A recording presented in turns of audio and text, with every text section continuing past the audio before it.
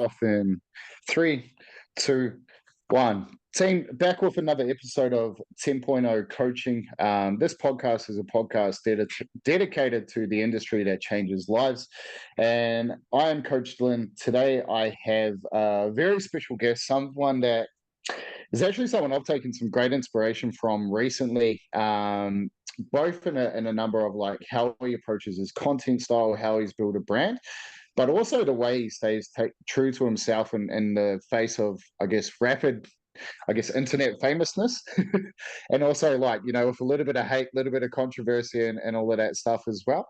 But also just becoming so good that no one can deny it. And I think it's very cool. And I do have Justin Mucci, and bro, I do have to apologize if I got your last name wrong there. No, that's You're it. welcome. Mucci.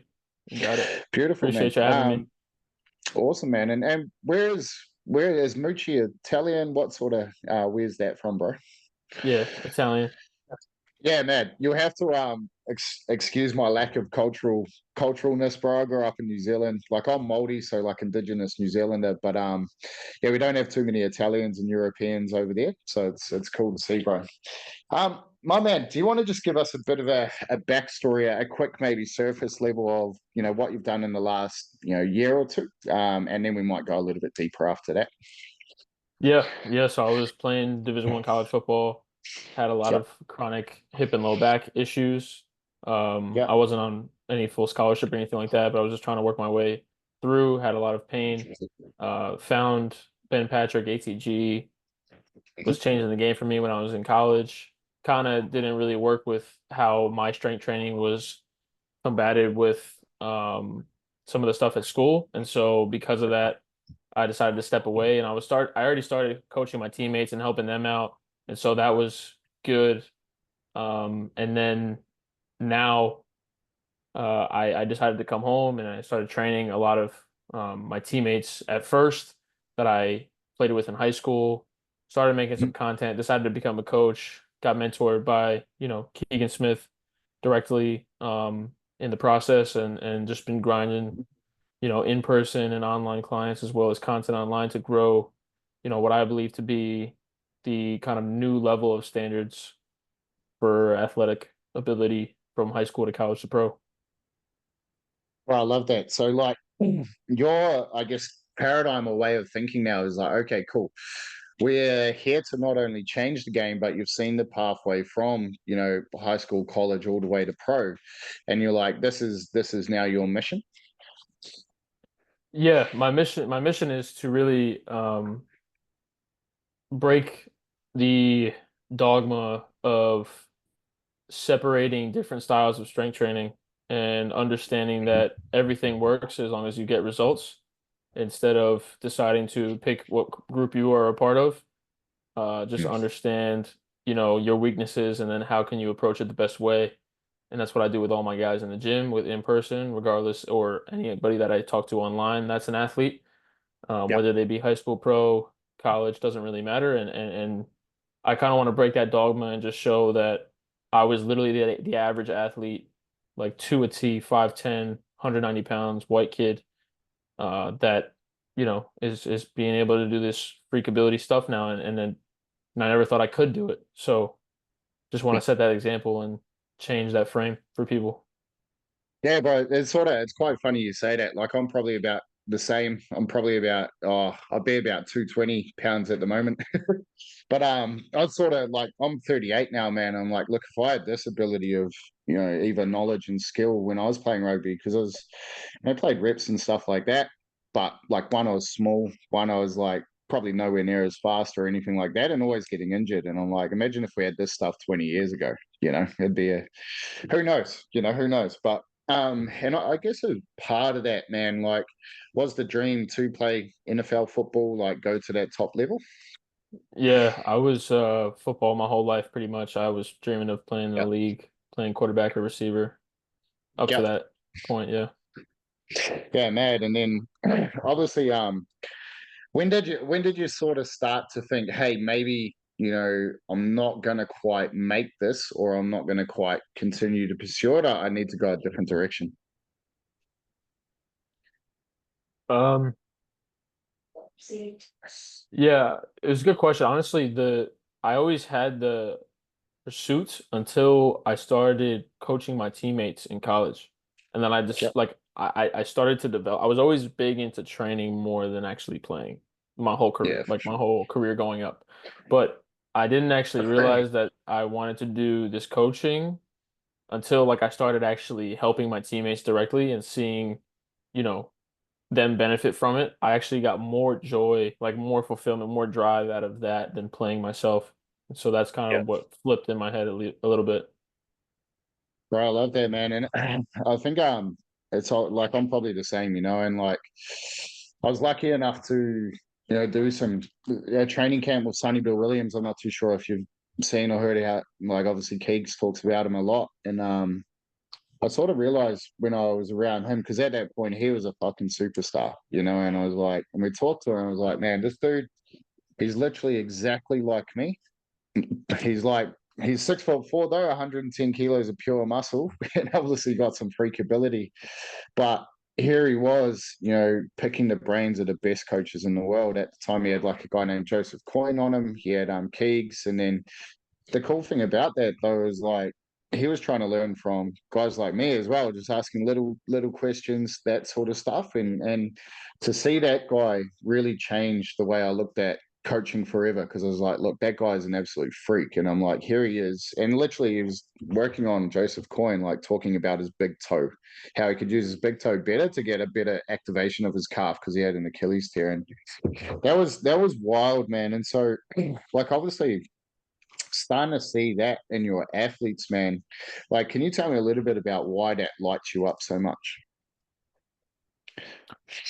Yeah, I mean, well, originally I was making like I was training, I was always a kid who trained really, really hard and like tried different things. And I was that guy who was like, right, I need the new thing to kind of get me ahead of competition. And I Yep. couldn't figure out that thing until I decided to just continue to research, just, late nights of study of watching Keegan videos to the T and Ben's Yeah. videos and the archives and all that stuff.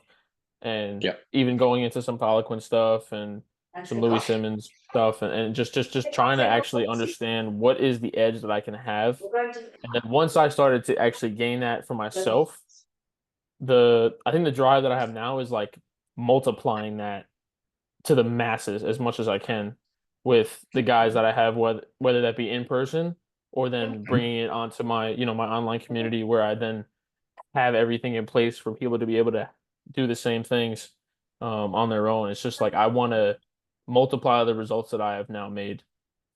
That's the drive for sure. What is that? What does multiplying to the masses look like?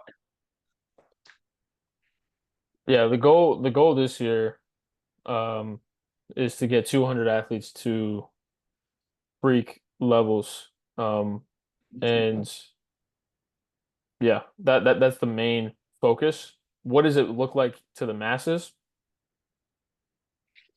Yeah, I've thought about this a lot. I think that at the rate that I'm growing, and at the rate of hate that I'm getting, I think it's honestly a good thing for people to continue to question what I'm doing, and then for me to be able to, like, similar to what Ben did with explaining knees over toes and full range of motion and getting that mainstream. I kind of just want to get it mainstream to the point of like not.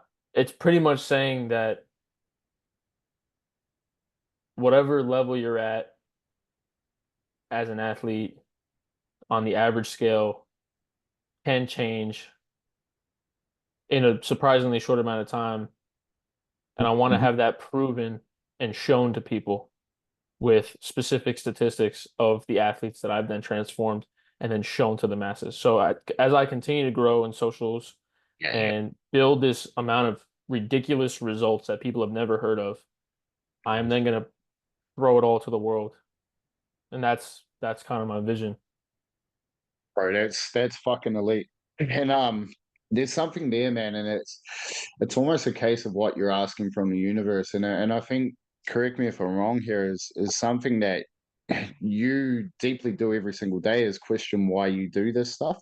Like you question, why does that formula work? Why does that system work? Or why doesn't it work? Is that something you're sort of obsessed with? Yeah. I mean, if you're not curious, it's you kind of fall in the ignorance loop. So like I'm always kind of, I question everything. I question the training that I'm doing. I still am testing things out on my body, seeing if like can I get better results with a different system or whatever it is. Like I'm throwing in like again, we just talked about Nick Daza previously showing me some WEC method stuff and just different rotational functional patterns or whatever it is. Like it doesn't just different things to then add into the arsenal. Like I'm always curious, and I think that in my experience talking with different strength coaches and even the strength coaches that I previously had and seeing that ignorance in their eyes of like this is the only way that works, I never want to be that guy. And I always want to be curious to a certain extent and then follow, with the things that I add to the arsenal that I feel can bring the most results, then I go full fledged. But I'm always stepping back and kind of taking the humble route kind of sort of approach. Bro, I love that. And so one of the things I guess, and like looking at what do you believe right now works? Strength training wise, or yeah, what exactly? We'll go strength training specifically for, let's just narrow it down to what do you believe right now is taking someone from average to freak in the best possible or the fastest format? Yeah, so my my whole idea behind this is right. Usually guys who have like freak genetics or Yep. guys who Yep. have like a really, really um just natural elasticity. They have very, very Yep. strong tendons. Then Yeah. Yep. but they Yep. lack, potential injury prevention or a bit wild and not not a bit quirky, then they Yep. need that focus on like eccentric training and controlling concentric load and things like that and developing like muscles through longer ranges of motion and developing mobility. Now, Yep. vice versa, I was the complete opposite of that, right? I wasn't too elastic, but I was strong and then tight. So I had to develop that elastic ability. And so I think that if you want to think of it from right a strength perspective, okay, if we're in the gym, I always want to see can we address quad to hamstring dominance? Let me first get that down. And then, okay, cool. Are you elastic or not? Do you have a spring tendon like ability? If you don't, okay, then we're gonna develop that. And then vice Hmm. versa. If you Hmm. have it, then we're gonna focus a ton on controlling eccentric loading to actually Hmm. then develop that muscle adaptation. Hmm. Um, and then again, for someone who's not elastic, to develop those really, really long ranges of motion to actually develop, you know, tendon adaptation, not just muscle adaptation, and then throwing the plyometrics on top of it without any pain is how you maximize ability. But it's again, any strength coach that does a lot of research will say that it does depend on the guy that you want to transform. But my two approaches is like you want the elastic athlete, throw the strength training on top of it, then that's the true goal, right? And then mobility is just something in between. Obviously, you throw in skill, you throw in speed, stamina, these different things, natural ability, elusive, most efficient sports movement. Those are like technical kind of drill coaching, but just learning from some of the top guys in the space on most efficient footwork, not just kind of doing your average ladder or cone drill with a guy or something like that. Hmm. Um, and then honestly, if you want to talk about conditioning wise or stamina, your strength, in my opinion, your strength training and just playing your sport alone will get you to that point of stamina if you're really pushing intensities, pushing volume, and then fluctuating between on, you know, where you're at in weeks of training, things like that. So being aware of all those, I guess, aspects is really just to and always like assessing the person that I'm working with um is just how I look at things and actually transforming uh an athlete that wants to work with me full time to something like that. And like, honestly, it just sounds like to me listening to that. putting through my lens and I guess the things that I've seen over a long period of time, it just sounds like good principles and good fundamentals, bro. Like that's exactly like every athlete, that's the process and the fundamentals of the framework that they should go through. My question to that, bro, is why do you think there's so much confusion and so much hate when it's very, very fucking clear you're doing exactly what is required for the athlete? You're just taking it to another degree. Yeah, ignorance, you know, Yep. it's definitely a big ignorance issue. I think that, when you you Hmm. you find passion with a group of guys that decided to train in a certain pattern or Yeah. a style of training, you then get that biased opinion. Now, Hmm. there's nothing wrong with hate. Sometimes hate actually helps me learn and take a different perspective on content or how I explain a certain principle. But I'm not going to stop. I'm going to continue to be bold because I know the results that I'm getting. And so, like, if I were to try to talk to some of the guys that decide to knock or hate about my bold statements or how I portray, I guess, results on my page, is like, right. Um, I never spend time hating on other people's posts. All I do is just study how to improve my strength training for my athletes and myself. And then, like, I guess the best thing to say is just like, why don't you do that same thing? Like, just try to get the best possible results for you and your athletes. Be the product of your product. I'm just going to continue to be the product of my product, and then that alone will just knock everything out of the water, in the long term. And I just look at it from that perspective. Yeah, literally, man. I sort of said this morning is like um one thing is that most people, man, a lot of people often shout out and say that something is wrong, but what they're ultimately doing is like they're highlighting something that they're poor at as well. It's like, look, and then they're saying that it's not important or like you shouldn't do that, but it's clear that they just either have not gone through it, not applied it, not used it themselves, and they just like got no understanding of the context. Yeah. Yeah, yeah, I wouldn't add anything to that, to be honest. I think, sometimes honestly there is coaches that don't explain things too well, Yeah, yeah, yeah. that are part of that same group or different groups. Like it honestly, Yep, but it's honestly it's just it's content. Like it's posting 100%. on a social media app. So like I'm gonna continue to post on my own page. Like I don't there's no rules to it.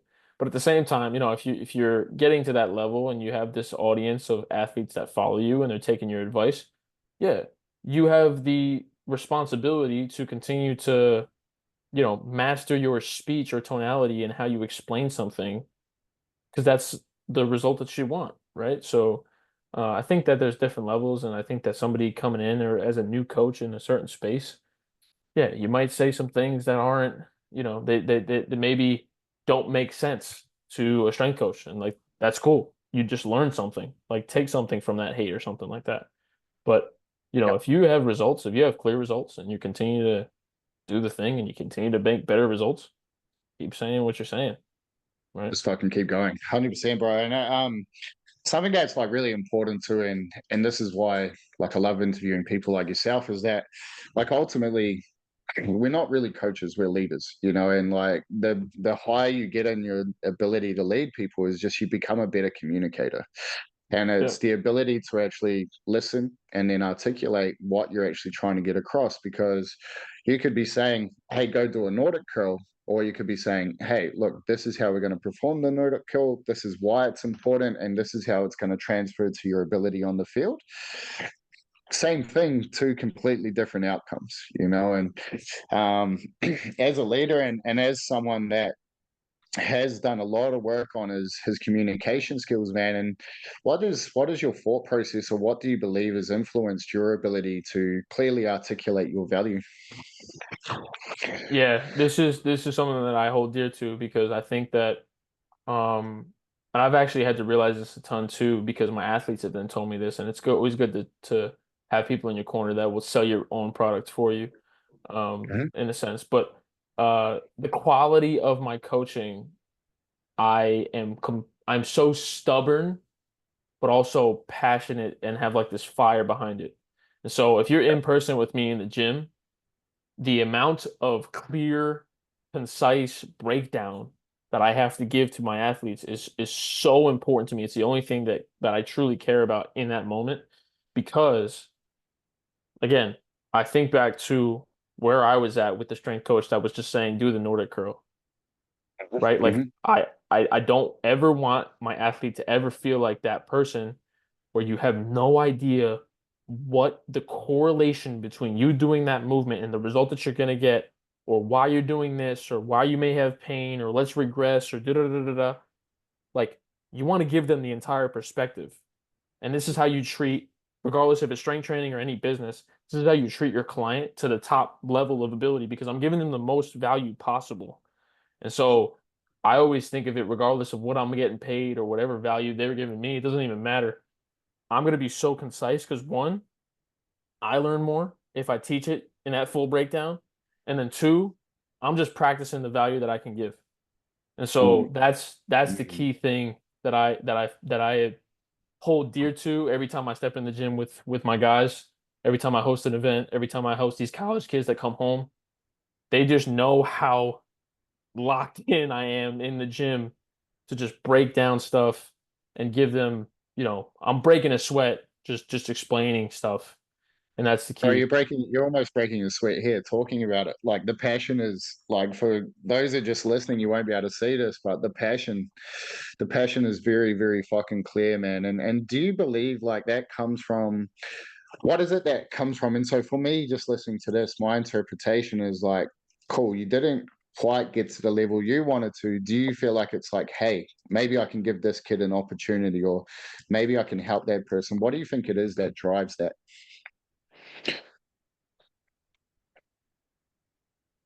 Yeah, I don't want to ever settle for average, regardless if it's me Yeah, yeah, or the athlete that is working with me. Like I yeah. never want to be that average strength coach. I always want to be considered, and this isn't feeding any ego here. It's like I want people to look at me and say, right, I need my kid to go to him, or I know that he will transform me. I get texts all the time that say I just had a kid hop on my coaching and he's like I just said I uploaded my program for him to get going. He's like, "Yeah, man, I trust you with everything." Da, da, da. Like I need that buy-in from people because then I know that we can get results fast. Because if there's second guessing, if there's lack of whatever, like that is the drive. It's like I want more buy-in. I want to build a clan of people who understand like true leadership and true just providing of value for athletes entirely and not, looking for the next check to cash. Yeah, I fucking love it, bro. So, like, and when that kid sent you that message, man, like, do you want to give us maybe a little bit of insight into how you're creating this buy-in? Yeah, man. I think that the first thing is honestly just understand like I like to picture myself as the previous athlete that I was. I always try to think back to that miserable kind of just stressed out, depressing life that I kind of had in college when I was dealing with that pain. And I always picture that, regardless of whatever they're dealing with, I always think about uplifting that kid, uplifting that athlete in any way possible. And this doesn't even have to be like, this could be, a dude walking on the street. It doesn't have to be my athlete, right? But if you think Yeah, about, okay, anybody could be dealing with whatever they got to deal with today. Cool. If I know that I think to how I was, right? What can I say to then develop some sort of belief or develop some sort of, aspiring or thing to then click in someone's head to be like, right, I can whatever. I can propel, I can progress. And I think that I like to implement that with every single person that I work with, regardless if I'm hopping on a call with somebody or if I'm in the DM with them, just yeah. creating some sense of belief. The for those listening right now, like go back through the last 2 minutes of what Justin's just said. That is essentially a masterclass in branding and getting your message across. Like what he did unpacking there. And this is why when you go onto a podcast like this, or you go onto a video, is like actually study it and actually learn from it rather than just consuming it. Because if you study the lesson that Justin just gave there in terms of like how he gets deep into that dark, depressive state that he was in, he's like, okay, how can I speak to this person to show them the way out of this? If you go back to that and listen to that and the way he spoke and the language he used just then, like there's an absolute masterclass. You will get more from that than $1,000 marketing course. I guarantee it. If you learn to like understand what he has just said there, it's absolutely fire. Bro, I fucking love that, man. And the crazy thing is, it almost seems like you're not you are doing this on purpose, but you're not going out there as a like, hey, I'm just going to become this crazy marketing guy and become this great social media guy. It's purely you're just thinking about that person you were and how can I get this message across so that other people don't have to go through it. Yeah. Yeah. I like to say this often is like, you know, if you just scroll through my page and took all the information, all the captions that I write, all the breakdown of Yeah, everything, all the reps and the sets, you could probably just get the training for free. And that's to 100%. be completely honest, if you actually broke down everything, because I talk about everything. I talk about the upper body, lower body, speed, explosiveness, Yeah, mobility, dressing injury, whatever it is. If you would literally studied all of it, you could solve all your issues. And I have some kids that do reach out saying, yeah, man, you completely changed my life or whatever it is. Like, and all I did, I didn't even speak to them. They just were watching my page, right? And that's my goal is to have my page be a complete billboard, but also the full blueprint at the same time. fucking love that, man. Who is Yeah, I'll come back to that in a second because something you just said there in terms of the billboard and the blueprints, it's like ultimately I think like with social media and stuff like this now, man, is like what are we doing it for is the big question, eh? And it's like it is great to obviously build a business around it and that, but your ability to leave that behind, the impact that it has, and as you said, if just people just go through it and actually use it, it's wild. And why do you think, knowing that, man, like literally if I was to go onto your page right now, I'm sure like my performance would improve. Why do you think people don't actually go and action stuff that you've put out there? Well, most kids have TikTok porn brain. Let's be real. They Mhm. just have that. They can't really sit and decide that they're going to. Also, there's a ton of fitness coaches that they follow and never look at their stuff. So, I mean, there's a mix of different things. Um, but yeah, I mean, constant scrolling is a common thing, and I understand that. But the focus with my stuff, I think, you know,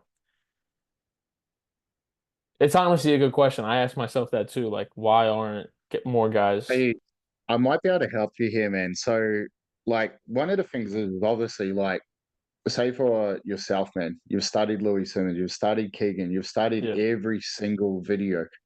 Why do you feel like you're the sort of person that like you could go and pick up a strength and conditioning book now and sit there for hours and read it? Why do you think you're different to the person apart from is it something in terms of you believe something different, you see something different, or is there a different standard set of values that you have?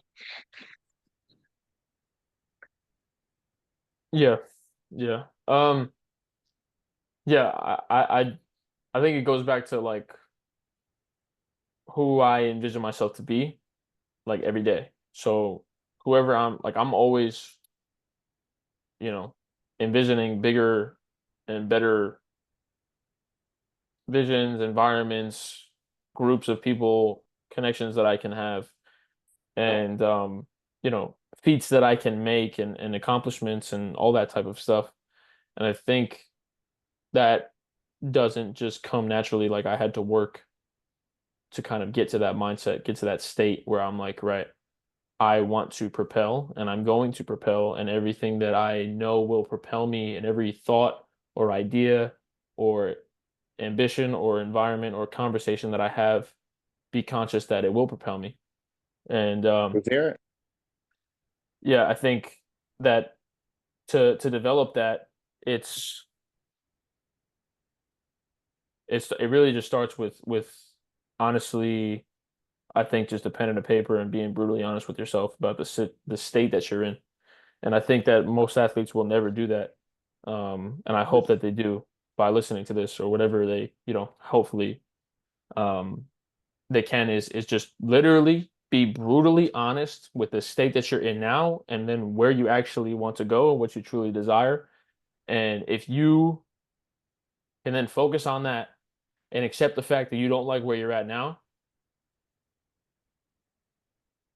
and you look at that every day, or you read this note to yourself or whatever it is, and the repetition to then reprogram your paradigm and completely shift it onto the frequency that you're continuously progressing to reach the athletic standards or the relationship abilities or the family dynamic that you have, it doesn't really matter, that can then propel you in the right direction. Like that is probably where it starts. And I think that once you do that, you can then go to a strength coach's page and take all the value from him and actually implement it because you're actually doing the thing instead of just sitting back in dream world and never evaluating your state. and that you said, I believe you said there, like it didn't come naturally to you for a start. Was there a catalyst maybe a situation or experience that said, okay, fuck it, I've got to look here in the mirror, and I have to be brutally honest? Was there a situation that happened? Yeah, I was at Bryant University playing. I had my first opportunity playing college, like I in game made a tackle. I was like complete high. 2 days later, I'm in the ER. Got like nerve damage down my spine, complete low, right? And Yeah. just kind of sitting there, and I'm like, right, I gotta address this. I have this dreams of doing these things and da da da da. And then I fell deep into like the kind of depressive loop from that experience instead of then progressing. But I think I had to do that obviously to just to be where I'm at. But yeah, that sitting in the mirror moment kind of hit when I kind of realized that no one was going to save me and I have to do what I have to do to then address my situation. But Yeah. it was almost like address my situation and then that happened surprisingly fast and I was like, right, I gotta help people do this because this is like such a common thing that athletes go through. And Yeah, bro. I think that was the Yeah, shift for sure. man. I think that is something like potentially we all have to journal on a lot more as coaches. With like, what would I have to get someone to believe or think or do so that they don't have to go through that, complete darkness to come out of it? And it's like, you know, I've been the same, man. Like it's happened to me in multiple times where it's just like it had to have the darkness to come into the light. And like it was because I was scared of my light. And it's quite often, man, like that just fear of being who we truly are. Even recently, like we had our gym closed down by the council and all of that. And like a week before, I was we had a guy I was mentoring. He does very, very well. I was like, man, can you just come in and talk to me and my partner? And he said, Dylan, it's very fucking clear. You're doing all of this stuff because you're not committing 100% to the thing that you know you should be truly doing. And someone said to me a day later, he's like, if you don't make the decision, someone else will make it for you. And it's easier to make the decision because then often when it's made for you, it's quite challenging.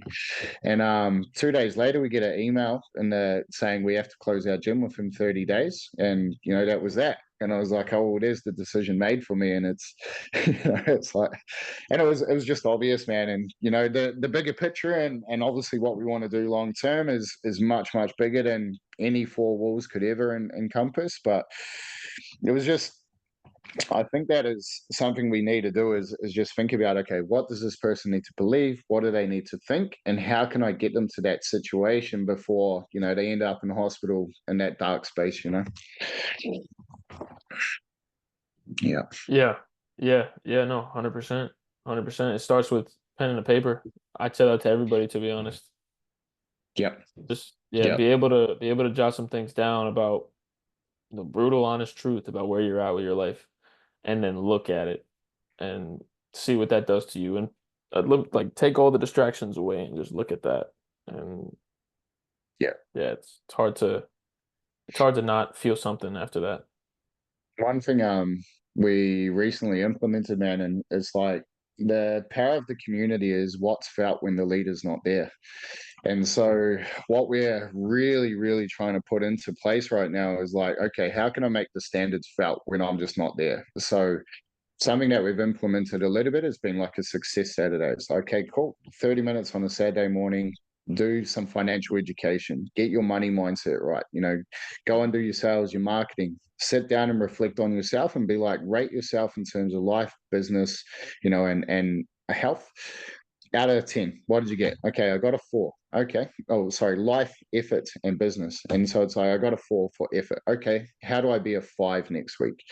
And that little self-reflection and that self-ownership, and it's been one little thing that doesn't require me to be there, but now that standard is felt. And it's something I'm seeing, especially with our guys, is like when they start to implement that in their community, one, their retention's much better, two, their impact's much better, but three, it also becomes much, much bigger. And like you said, it builds that clan rather than just a fitness program.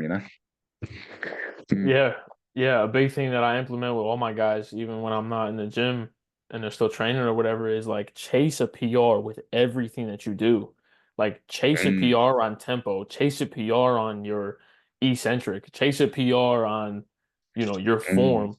Like this is you can just have unlimited wins with your session or with your nutrition. Like what can be better from like Yep. what you've previously done, like physique wise or nervous Mhm. system wise, sleep, like just Yep. chase PRs always.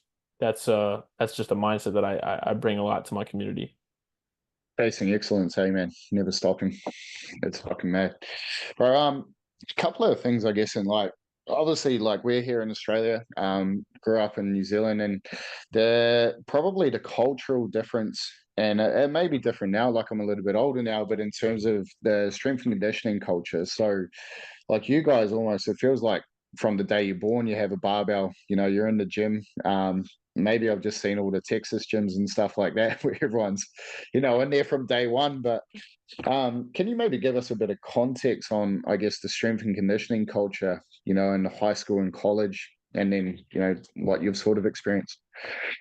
Yeah, I think part of that reasoning as to like why we get the barbell and the weights right away is like the bodybuilding culture that took over America and Yeah, why for we sure. like implement that at such a young age. Yep. Now when you step into the athletic space, obviously there's a disconnect to a certain extent. I mean, most athletes get Yeah. to a point where they're like, I need to train like an athlete, and then you finally like understand that approach. Mhm. Which in reality, there's very similar aspects to it, and then sometimes people take it way too far and they don't even touch the Yeah, weights for sure. anymore. So Yeah. there is a spectrum. Um, but I mean, it is a blessing to actually get into the weight room at a young age and sort of understand some different things. Mhm. Um, but yeah, navigation is key. They kind of like to throw the weights right in your face, and you're like, right, yeah, you got to be big, got to be strong, and then everybody gets tight and immobile. So Yeah. that's kind of where, guys like me and Ben and Mhm. trying to lead the way of like navigating like ability, human ability, just overall. Mm. Yeah, and like some of the cool stuff you sort of see, man, where it's like, I think in terms of that, constantly chasing the PRs, constantly chasing the excellence, like you don't really see it. Like, I train a heap of girls in this sort of professional ring, and you just hear like some of the stuff that, like, they might have 30, 40 people in a room, and it's almost like they're not getting coached or the atmosphere is not there. It just seems to be different compared to America. Yeah, yeah. That gives me, I just get the ick from that. Like Yeah. I need energy in a room, man. And I think, Yeah. I've worked with a few different high school groups, high school teams, um, and just creating an environment where it's okay to scream and it's okay to have the other guys coach the guys. Like your teammates should coach your teammates. Like there has to be bonding going on throughout the room. There has to be buy-in. There has to be kind of fight or flight to a certain extent in the sense of like, I'm with you. This is kind of like a love relationship at a certain Yep. extent, and we're just aggressively, getting this thing in. And I like to try to, and implement this with the teams that I work with, but also like when I have these events that I host in my gym, is just like how do we up the energy to the point where most of these guys don't even know each other, but how do we get them to a point where they're just like dapping up and hug each other after PRs? Like how fast can that energy shift? And I like to picture that before and envision it, and then it happens. Man, So if you were to sort of like zoom out the impact that you're going to have on the industry 20 years from now, what would you like to say because of you has happened in the average high school, college weight room, and then obviously into the professional scene? 20 years from now, I probably want to How old say would you be? 41. 41. Still a young buck. Yep. Cool. 41, 21, 20 years from now. Um, I'd like to see college and high school and pro um, gyms be optimized for combining PT and strength training and mobility all in one place and not separating the two to become Pilates and bodybuilding. Yes. Um, I'd like to see the quickest and most efficient way of addressing injury, but also building injury prevention. And I'd like to see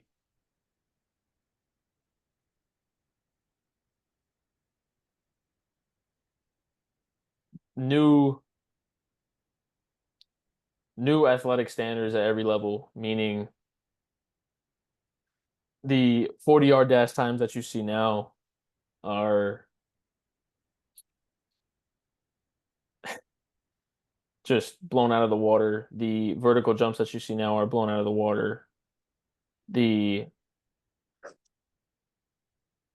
big guy ability, the alignment ability is to to the extreme level than what it is now. Um, and then also in overall sports, I'm thinking, football wise, just because I have a football background, but Yep. in just all sports in general, um, yeah, the complete total reduction in non-contact injury is gone. It's gone. It shouldn't That's exist. I yeah. agree. Yep. Yep. Man, and like what sort of impact do you feel like one that has happened has on the game of football? What are we looking at when we go to a football match? You're sitting in the stands as Super Bowl fucking 400. What does the game of football look like when these numbers are starting to become the everyday thing? Yeah, I think energy is so high because there's such more confidence in players. Most players Mm, don't really ever play at true, even like 90% majority of the time, especially later into the season. Like, yeah. what if that can completely flip? What if they played like week one in playoffs? Like how much more energy will there be in the building? How much better stats could they create? Right? Like people talk about, oh, he's gonna have 1,000 yard season or he's gonna have a 1,500 yard season. It's like what a 3,000 yard season. What if he was just had like that capability that he had in week one and week 17? Like Mhm. that's the flip. Yeah. Yeah. And what do you think about like every little kid, man, that starts to look at that, whatever sport they want to play, and what would they think knowing that this stuff is around? Freedom. Um, Yep. it's like maybe 100x times less limiting beliefs. right? Like you, especially even for parents, like Yeah. how much parents like limit their kids from playing because of injuries, right? Like the Mhm. limiting beliefs would be borderline gone in most people's heads, and that would be such a blessing to one, you'd actually see a turnaround in how many people are actually playing sports. Like it would be like 10 times more, and the activity levels of people would be 10 times more, and all this stuff. Like it would just be an ultimate uh progressive great change for the world, just starting with the athlete alone, because if they develop this standard of like they don't get hurt, like it is good. It's just competition at the highest level and it's just amazing energy. Then that just portrays into like better positive thinking in going out and playing some beach volleyball or whatever with your mom and your pops or whatever it is, you know? Yeah. And man, let's just zoom out again. You're 41 years old, bro, and somehow they invented time machine and you're able to go back to yourself when you're 14, 15. Give you all of the knowledge that you have now, or that you'll have 20 years from now. What would be the conversation you'd have, and what do you think would either be the same or different about what you're about to go through? 14, 15, if I had all that knowledge, yeah. Um, One, I'd say you can get to the level of the fastest kid on your team. It's 100% possible. Stop thinking that you can't. Stop listening to the people that tell you you can't. Um, I'd probably still become a coach, even though my ability could be completely changed because I couldn't see it any other way. But um, it probably would change the amount. The advice I guess would probably be stay outside all day long and just play around with your buddies and just know if that knowledge was around at 14, 15 years old for myself, it would it would completely change like the amount of video games that I ever played at that time. And we would just be playing way, way, way more athletics. Um, Yeah. so yeah, And that's just a shift in belief, isn't it, in perception? 100%, 100%. I Yep. mean, like, Yep. yeah, like athletic feats would just be like, yeah, I could do it. Totally. That, Yep. yeah, it wouldn't I feel like think such a huge milestone. this is one thing that I really am always grateful for Keegan. He's like he always puts ideas in your head, and he sort of said to me, he's like, "It's clear, man. You'll make $1 million a year.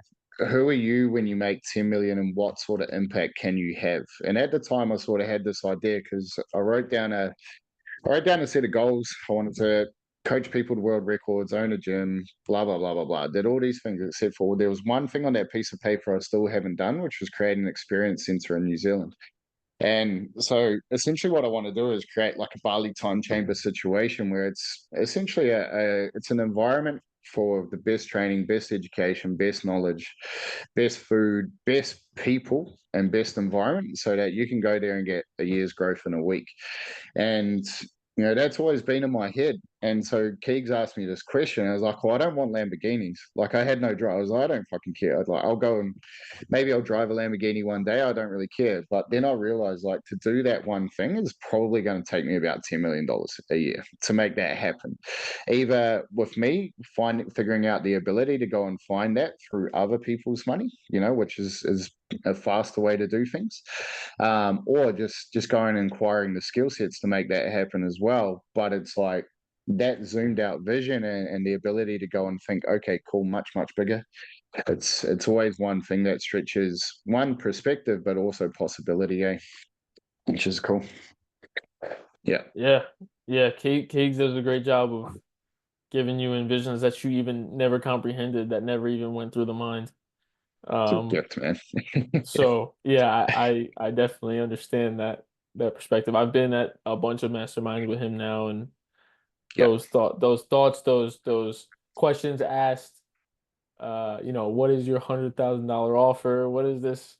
Yeah. what are these things that you never think about, which you should be in Yeah. reality, and what he's always thinking is a beautiful thing. Um, Yeah. yeah, it's a big perspective change for sure. 100%, man. Cool. Well, brother, man, I think like fuck, wicked chat, man, and awesome to connect with you. And like honestly, man, it's sort of crazy because like those 30-second clips you put out on social media, it's like while they are extremely valuable, like the context and the passion behind all of it, man, it's like it's something that I wish more people could see, bro. Because what you've got there is fucking magic. And like just hearing everything just from me, man, I'm a fucking stream and conditioning nerd. Like that's exactly what I love doing. And your ability to go and distill the greats, take your lessons, take your interpretation of what it means, but also go and apply it, be a product of the product. That for the next 20 years, man, it's going to change the game, which is very fucking cool. Yeah, man. I appreciate that a ton, and I just yeah, that I envision that for myself. So I appreciate that a lot. Keep going, brother. All right, man. I will catch you later on, and cheers for catching up, bro. Yeah, no doubt, no doubt.